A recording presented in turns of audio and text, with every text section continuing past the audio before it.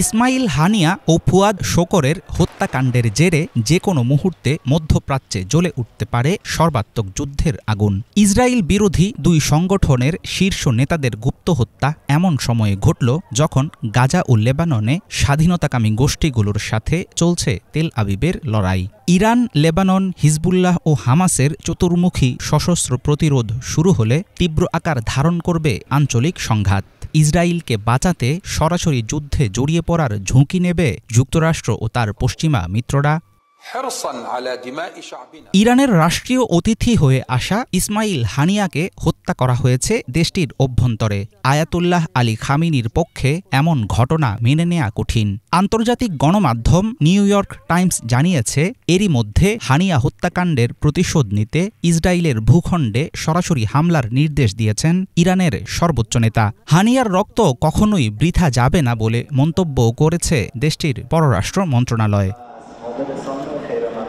হানিয়া ও শোকরের হত্যার ধরন দেখে বিশ্লেষকরা মনে করছেন, বিরোধী পক্ষের গুরুত্বপূর্ণ প্লেয়ারদের গোপনে সরিয়ে দেওয়ার পুরনো কৌশল কাজে লাগাচ্ছে ইসরায়েল। তবে দেশের সীমান্ত পার হয়ে লেবানন ও ইরানে আক্রমণ ভাবিয়ে তুলছে সবাইকে।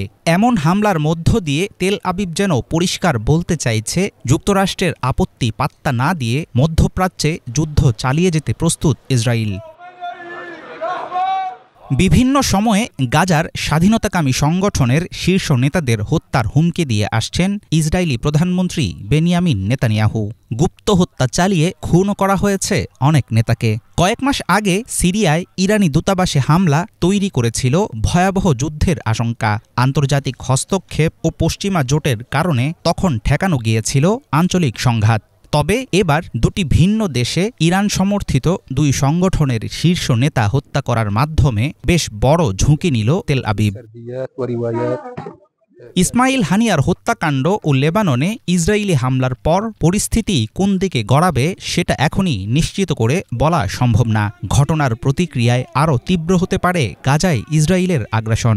অন্যদিকে প্রতিশোধ নিতে ইসরায়েলি ভূখণ্ডে আরও বাড়তে পারে হিজবুল্লাহর হামলা। শুধু গাজা নয়, পশ্চিম তীর থেকেও ইসরায়েলে আক্রমণের চেষ্টা করবে প্রতিরোধ যোদ্ধারা। এমনকি বিদেশের মাটি থেকেও আসতে পারে এসব আক্রমণ।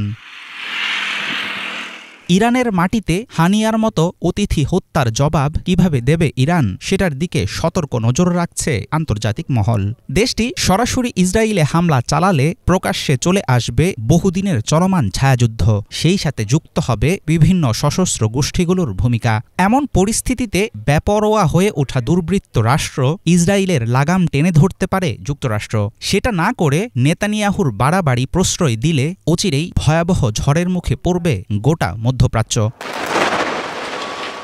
হাফিজুল ইসলাম, বাংলা ভিশন।